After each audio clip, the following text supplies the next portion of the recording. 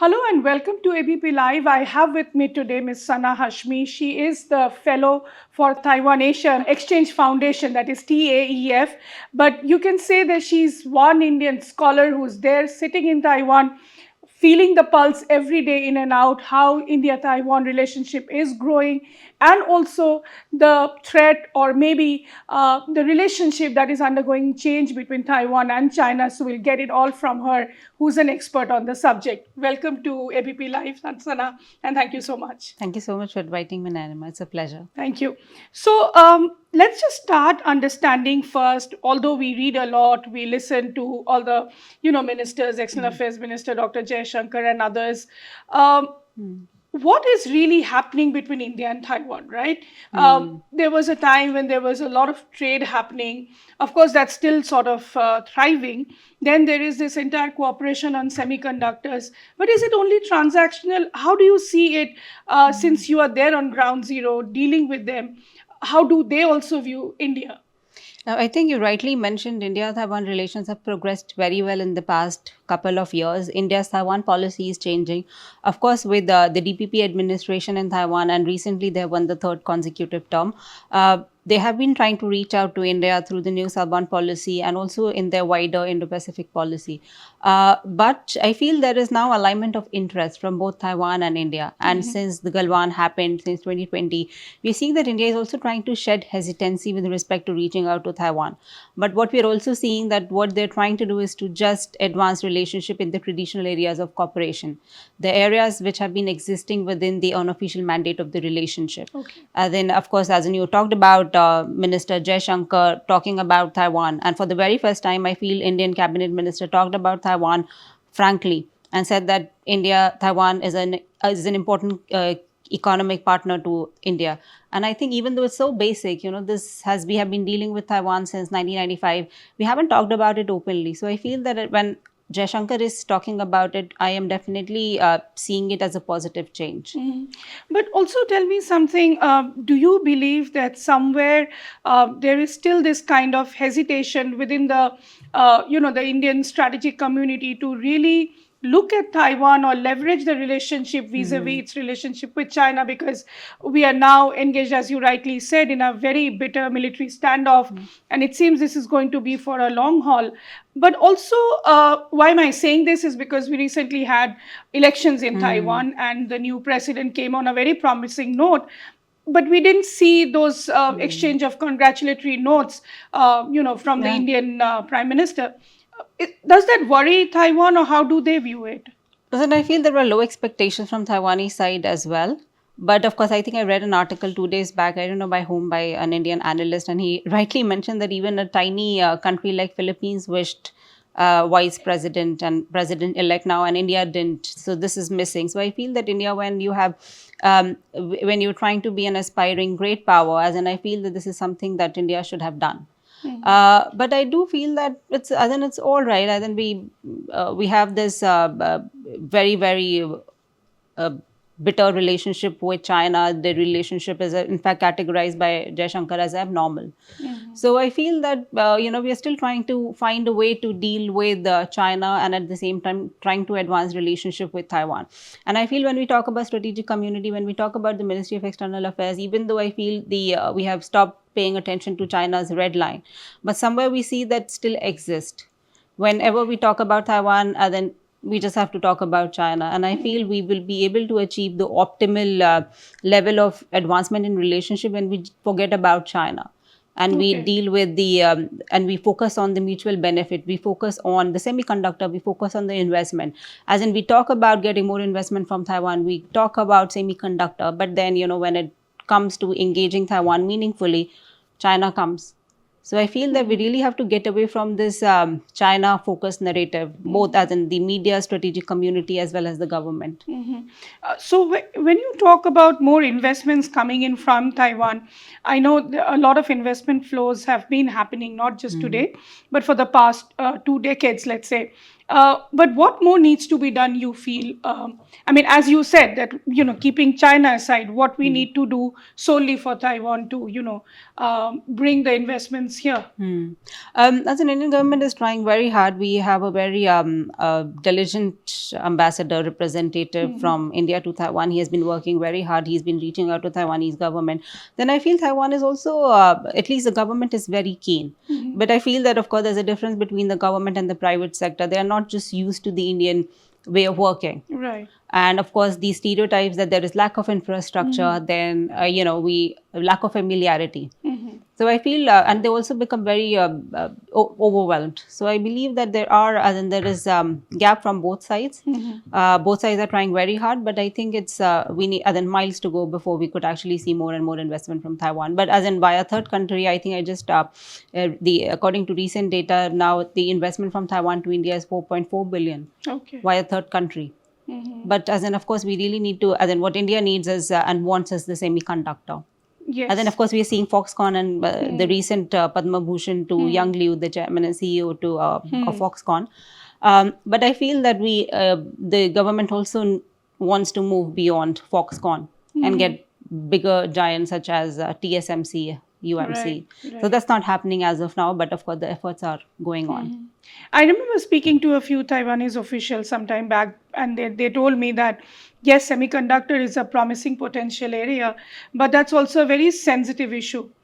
Why do you think that's happening? What is stopping both sides from going whole hog on this? I won't really call it a sensitive issue. It's just a thing that both sides have put in a lot of effort and we are not seeing the results. Okay. So I think the idea, specifically from Indian side as well, that we have recognized that Taiwan as an important economic partner.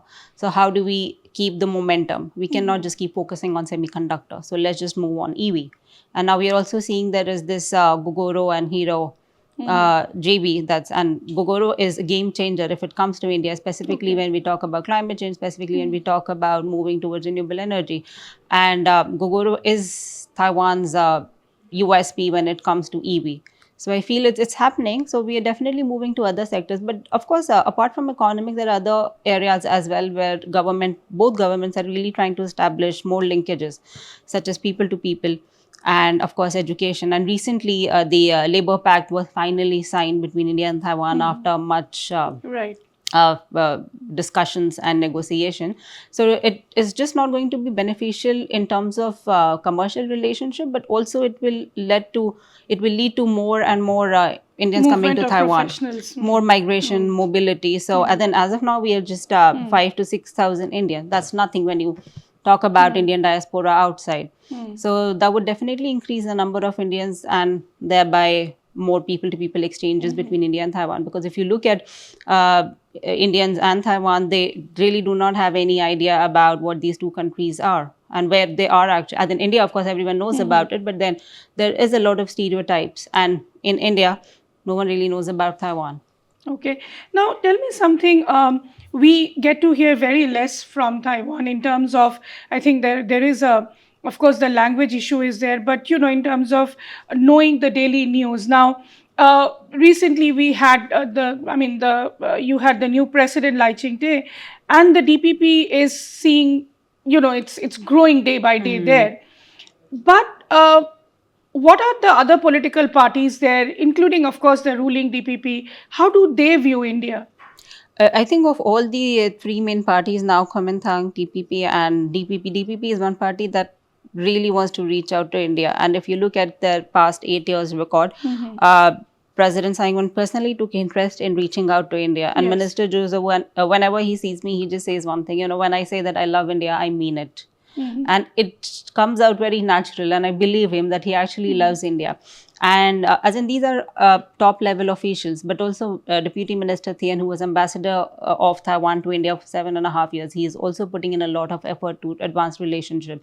So I feel that there is an institutional framework with the new southbound policy, but apart from that, there is also this personal interest of the leadership. They're also realizing that, if you do not engage India right now, it will be a missed opportunity and they cannot miss out on being a part of India's growth story. So this realization is very much there. And I think this was one of the major concerns when the elections were going on, that what if DPP doesn't come back to power? As in, of course, the Indian government, the Indian office in Taiwan is very neutral and they would engage whoever comes to power. But there was still this kind of concern that there needs to be continuity, because there have been some developments. We have achieved something in the relationship, so we do not know how it is going to pan Right. out when some other party takes over. So definitely, I've been living in Taiwan for the past 4 years, and I'm personally seeing that how DPP has been trying to reach out to India. So you think more high-level visits need to happen, and also the fact that we have representative offices. We don't really have Hmm. embassies, direct diplomatic connection, and that's of course linked again with China, with the One China policy. But do you see that Hmm. mindset changing, or do you think let that be as it is and let's not Hmm. open the Pandora's box? As in, I do not really see any effort to elevate the status of political relationship, and I do not think that any country, forget about India, any other country is even looking to establish diplomatic ties with Taiwan. So, idea is, and Taiwan also considers itself as an independent country already. So, I don't think that any country, including India, is looking to venture into that thing and jeopardize the Right. equilibrium of the Indo-Pacific region. So, I feel that the idea is perhaps because even if you look at the developments before 2022 or 2020, no one was even talking about Taiwan. And then even governments were like, okay, fine, we have representative offices, we just perhaps sign a few economic agreements, that's all. Now we are seeing this renewed attention on Taiwan. So I feel that the idea is perhaps to advance the existing areas of cooperation. And it's happening, and I'm seeing a change. And for the very first time in the bilateral history of India-Taiwan relationship, the trade reached the milestone of 10 billion. Of course, if you compare it with the overall trade of India and Taiwan, it's nothing. But I would definitely consider as a milestone. And of course, investment is increasing, and then more investments are coming from Taiwan. In terms of visits, I would say that we are seeing a lot of state delegation visits, because states, they really want to attract investment to their states, like mostly South Indian states. Like we see Karnataka, we see Tamil Nadu, Telangana, but we do not really see a lot of North Indian states. But that's a very domestic issue altogether. But I feel what Taiwan is looking for right now is perhaps a visit of chief minister or a parliamentary delegation Right. visit, and India has been very hesitant with respect to both. But I do feel, and also we don't know what is going to happen and who BJP is going to send or at all to the inaugural ceremony of William Lai. But I do feel that they should, because there is precedence, as in Meenakshi Lekhi and Rahul Yes. Kaswan, they attended President Tsai one swearing in ceremony virtually. So I do feel it's not about sending a signal. It's not about China at all. I feel that we need to segregate China-India relationship from India-Taiwan relationship. We want to reach out to Taiwan. We need to establish more commercial ties. So I think this is just a step in that direction if we send a representation to William Lai's inaugural. So also, since you said that the focus on Taiwan really started from 2021 onwards, would you say the US is it because of the US focus and the big Nancy Pelosi visit and the threats that she sort of got from China? Did that contribute in leveraging Taiwan's position in the global geopolitical arena? Definitely, that contributed, but I would go back a little, and I feel that what happened was that how Taiwan responded to the COVID-19 pandemic, and how China was responding. Zero COVID strategy, and then China was introducing its Wolf Warrior diplomacy at that point of time. But I feel a lot of governments as well as people, they realize what is this place that is doing it so well, that we are under lockdown, and this country is living a normal life, and Right. we had a normal life throughout the COVID-19 pandemic. So I feel that that really elevated Taiwan's status, that how it is being excluded from WHO, and primarily because of China's actions and China's approval. So I do feel that that really elevated Taiwan's status, and after that, how China's aggression began to escalate, and at the same time, how India was also dealing with China's aggression. So I feel that this is something that really elevated Taiwan's status, and how Taiwan dealt with China and the pandemic. I think these are the main issues. I wouldn't really call the US impact as a direct influence on how countries are talking about. Of course, it has always been a factor. Right. It will be a factor. But I do feel that this time there were other factors that played important roles. And then a lot of countries realized that, we have to talk to Taiwan. and we have to talk about Taiwan. I don't know how many countries are actually talking to Taiwan, but at least I think a positive development is they're talking about Taiwan, and we are seeing meaningful discussions. And then a lot of countries are talking about how their response is going to be if, in case of a Taiwan contingency. So I feel this is definitely a positive development. And is the relationship between Taiwan US also growing? I mean, at one point, Taiwan bought a lot of F-16s and was ramping up their defense partnership. And also, of course, I mean, Taiwan has to also make its own strategy and enhance its own defense apparatus. But how is the relationship with the US now? I think it was always Taiwan has always shared unique relationship with the US. So I wouldn't really say that now it's changed, and Taiwan has got bipartisan support in the US. But of course, under DPP, we are seeing that there is this renewed focus on improving their own defense capability. So now we are seeing more and more defense procurement from the US. But I would say that if we just talk about the relationship, it has definitely been good throughout. And of course, the policy of strategic ambiguity has been there since forever. But we are seeing that, of course, Donald Trump, we all know that how it was more about China than Taiwan. Right. But now I think under Joe Biden administration, we are seeing this, as in he has said it 4 times that US will come to Taiwan's rescue. And of course, it was walked back by the White House. So I'm definitely seeing that the current administration is more focused on perhaps preparing Taiwan more, or focusing on Taiwan meaningfully. Like, how do we deal with this China question? How do we safeguard Taiwan? So I think this realization that Taiwan cannot fall under China, this is something that has become an important cause for a lot of countries. But tell me something, Sana, does it bother the Taiwanese government or the people there, that be it the US or India or other countries, they still sort of believe in the one China policy? I think I would really appreciate India here when it comes to one China policy. As in, of course, if you look at Japan, if you look at US, a lot of countries say we acknowledge one China policy and we do not support Taiwan independence. They do not accept it, but then at the same time they say that we do not support Taiwan independence. Of course, India has been very ambiguous when it comes to Taiwan. India used to adhere to one China policy till 2008, and we haven't really seen any mention of the policy since 2010. And I feel, of course, there is this confusion that how a spokesperson of the MEA said their policy is consistent. But then what is this consistency? Right. Do we go back to 2008? Do we go back to 2010? Or do we go to 2014 when Sushma Swaraj told Wang Yi that we are not going to accept one China policy if you do not accept one India policy? Right. So if you, personally, I would say that this consistency mean reciprocity on one India policy and one China policy. So I don't think India could go back to one China policy if China doesn't really pay attention to India's sensitivities now. But I feel that even if India was adhering to one China policy, India never mentioned about Taiwan. It was always Tibet Autonomous Region or Xinjiang. Right. Yes. So I think this ambiguity was always there. India has never accepted, never talked about Taiwan being an inalienable part of China. So I feel that I don't think that one China policy was ever applicable to Taiwan when it comes to India. That's interesting. And also, going by India's focus now and the pivot towards Indo-Pacific, do you think that India is also now realizing that if the more you go deep into the Indo-Pacific strategic construct, you need to have a very much active and workable relationship with Taiwan?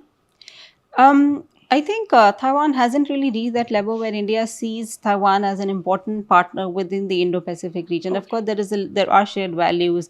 Taiwan is definitely a like-minded partner within the region. But I feel as of now, when it comes to Indo-Pacific, India is focused primarily on the Quad partners.